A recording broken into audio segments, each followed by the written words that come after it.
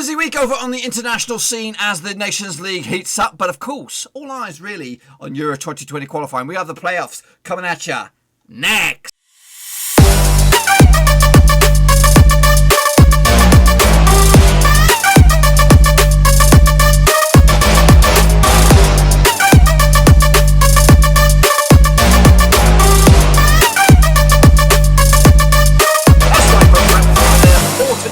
Video is Euro 2020 qualifying, and we'll get to that in just 1 second. If you're new to the channel, smash your subscribe button, keep you bang up to date with all things Euro 2020 or 21. Papa Rovers, World Football, we're going to know here under one Ruski, of course. Get in there, boys and girls. Big week this week. International scene, Euros, Nations League, all here. Coverage right here, of course. We'll talk about the Euro qualifying in just a second. A big shout out to the patrons. That's right. Yes, you know who you are. Support the channel behind the scenes. And we've got a bit of breaking news in that department. We have a brand new one, make it up to 19 once again. That is Michael Cotton. So respect to Michael Cotton for joining the VIP gang. Do appreciate the support.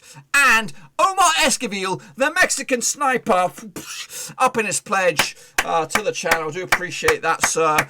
Do appreciate all you guys. Do appreciate the love and the support on Patreon. If anyone else is out there wants to make this 19 into a crisp 20, get in the old description down below, patreon.com/Roverseas. Check it all out. Alongside Facebook, Twitter links are all in there.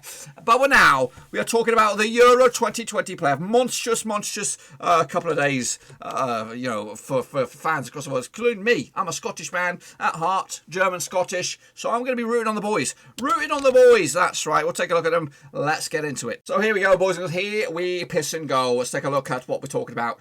It is Euro 2020 qualifying.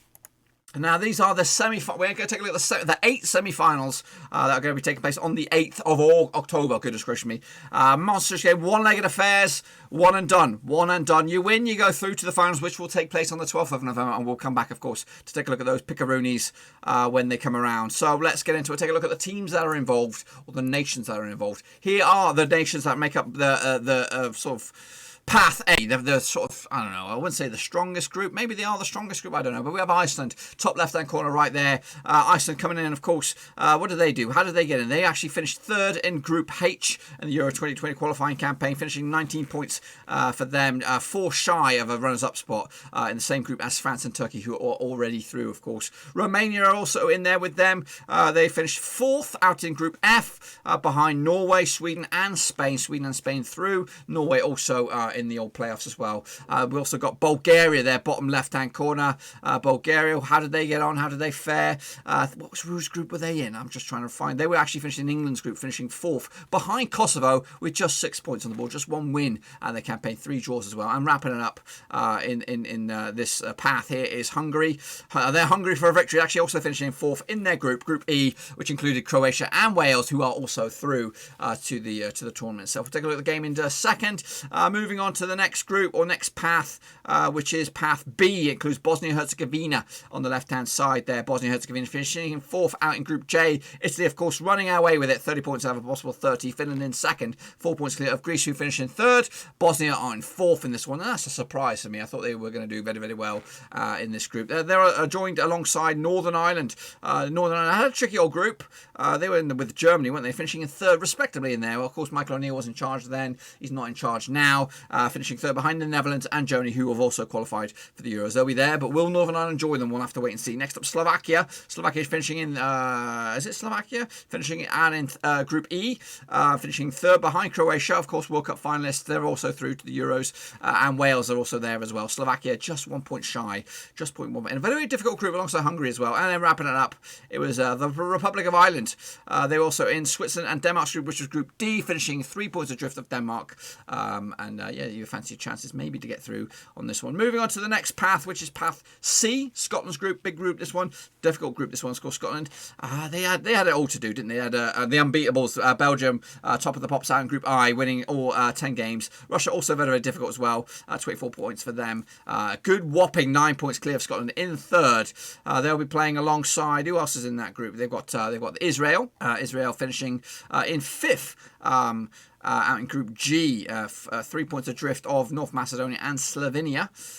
So yeah, Group G, 5th, but they're still in the heat. They're still in the thick of things. Alongside them is Norway. Now, Norway's my little dark horse here. I think they could do very, very well in this path and win this path, because basically with these paths, if you come out and you beat your semi-finalist, you'll play somebody else in this path. I think Norway are my tip to come through this, and I also tip them to do very, very well in the Euros next time. And they've got a bit of a golden generation at the moment. Haaland.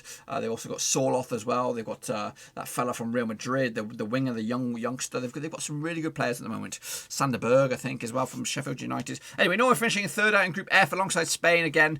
They didn't suffer defeat. Sweden as well, just losing once, Norway, in the process. 4 points adrift of Sweden, who did finish in the runners-up spot. And then wrapping it up, it is Serbia, another difficult opposition for Scotland if they're going to get themselves through. Serbia finishing.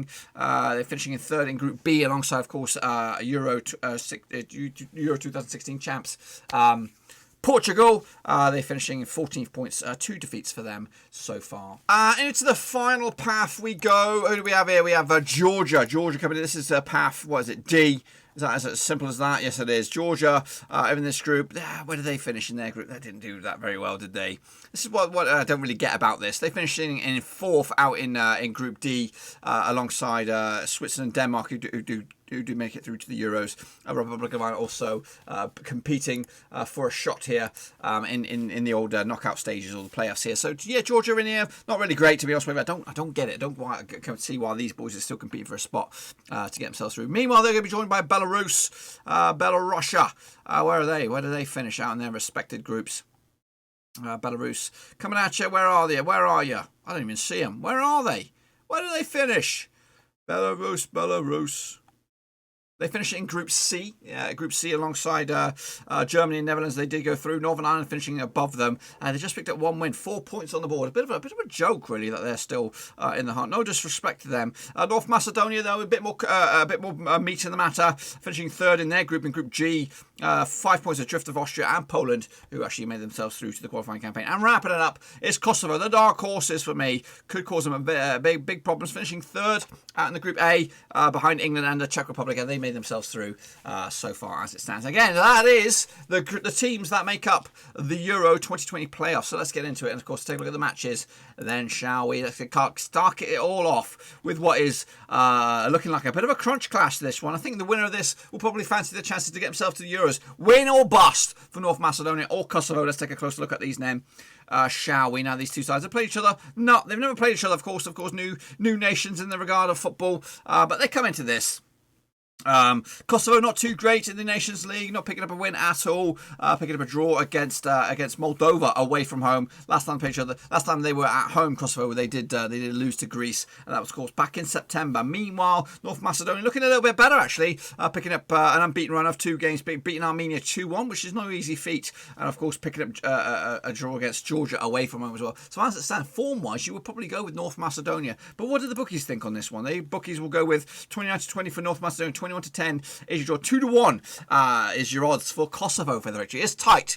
Before I made my pickaroonie prior to looking at that form book, and I've gone with Kosovo, I believe. Gone with Kosovo. I think they're more likely to spring a surprise on this one. I think if they do win this, we will see Kosovo in the Euros. That's right. Next up, of course, we have Georgia taking on Belarusia. Now, these two sides have played each other 4 times in the past. In fact, they played 3 times. This will be the 4th time. 1 win apiece and 1 draw. Let's take a look at the last time they played each other. It was back in 2017. It was a friendly. It was 2-2 draw back in Georgia. Goodness gracious me, the goal scorers on the day were Ikrida Shularadze and Lasha Davali on the score sheet for Georgia. Igor Stenvic and Pagor Igorovic on the score sheet for Belarus in a 2-2 draw. Last time they played each other in competitive action in Georgia was a 1-0 win back in 2012 for Georgia. Heading into this, the past 3 games, or the last 3 games for Belarus, just 1 win in the past 3 for them, including a friendly against Montenegro. Meanwhile, same could be said for Georgia, just 1 win in the past 3 for them. They also picked up a draw against North Macedonia. Of course, we already touched on that earlier. Bookies odds on this one. What do we have on this one? We're 30-10 for Georgia, 21-10 is your draw, 11-5 is your away win for East Belarus. I think I've gone with Belarus. Yes, I have. I'm going with a 2-0 win for the Belarusians to go through to take on Kosovo in my eyes. That's right. Let's see how close to the money I will get. Of course, it is the big one next. Scotland taking on Israel. Now, these two sides played each other 6 times. According to my knowledge, 4 wins for Scotland. Scotland, 1 win for Israel, and 1 draw. The last time they played each other was back in 2020, actually not too long ago, just the other month. It was a 1-1 draw in Scotland. That's right.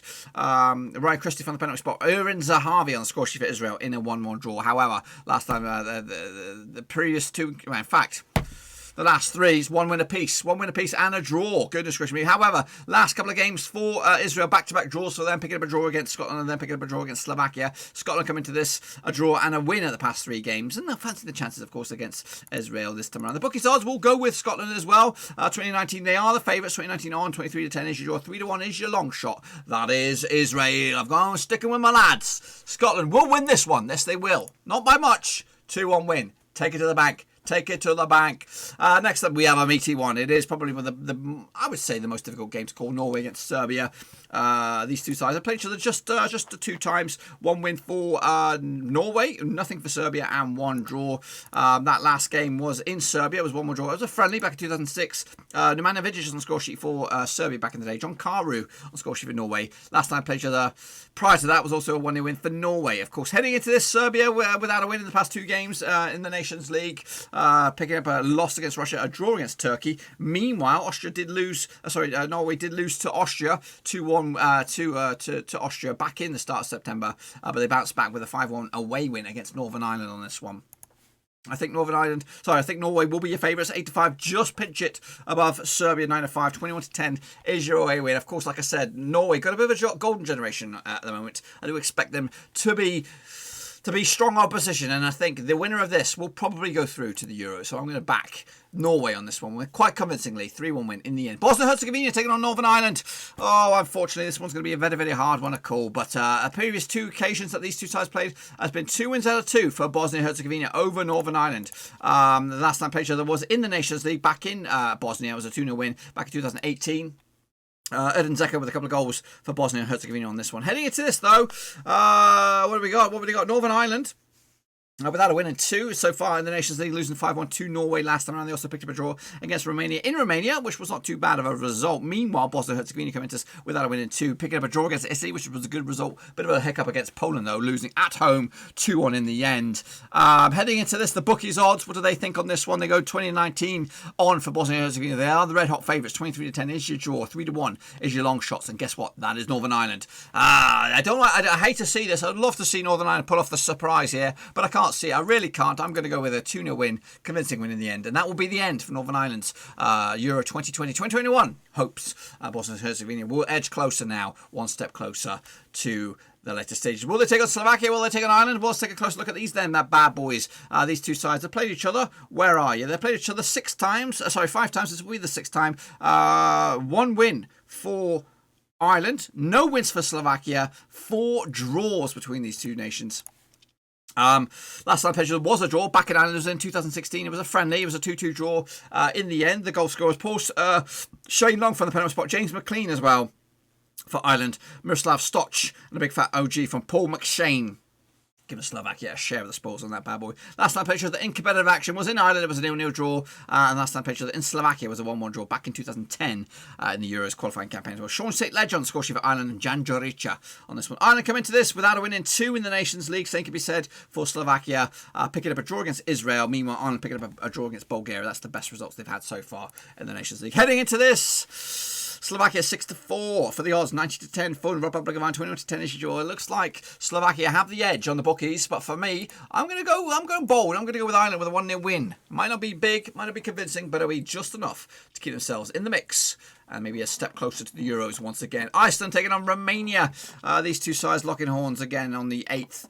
These two sides played each other just 2 times. It's been 2 wins out of 2 for Romania over Iceland. Now, those 2 games took place. When did they take place? Back in, I don't know, a long, long time ago. I haven't even got the stats. I haven't even got the stats. But anyway, Romania come into this unbeaten in 2 games, picking up a draw against Northern Ireland and also a convincing, nice victory over Austria. In Austria, 3-2 win for them. Meanwhile, Iceland come into this in a very, very difficult group out in the Nations League, losing to England winning 1-0 and losing to Belgium 5-1. Spanking, should I say. Iceland come into this. They'll probably be the underdogs on this. 11-8 for them. 2-1 for Romania. 11-5 to draw. It is in Iceland. It is in Iceland. Of course, Iceland on a bit of a wave at the moment, but I do expect them to have a bit of a hiccup here. When I say hiccup, I mean crash out. I'm going to go with a 2-1 win for Romania. Upset the apple cart, perhaps. Away form, Romania. Go into the next stage. And will they take on Bulgaria or Hungary? Well, these two sides have played each other 19 times in the past. 11 wins for Hungary. 3 wins for Bulgaria and 5 draws. The last 5 between these two sides. 1 win for Bulgaria, 2 wins for Hungary, and 2 draws. Last time played each other was in Hungary. It was in 2012, and it was a 1-1 draw. Adam Salazar on the score sheet for Hungary, and Valibau Amarino Boshinov on the score sheet for Bulgaria. Meanwhile, last time played in Bulgaria was in the World Cup qualifying campaign back in 2005. It was a 2-0 win for Bulgaria. Dimitar Berbatov on the score sheet. Zadavero Lazavarov on the score sheet for Bulgaria. Sandor Togayeli get himself sent off on that match in 2005. That's 15 years ago. Meanwhile, heading into this, not so good so far, both for Bulgaria in the Nations League, picking up a draw and a defeat so far. Meanwhile, Hungary picking up a win against Turkey in Turkey,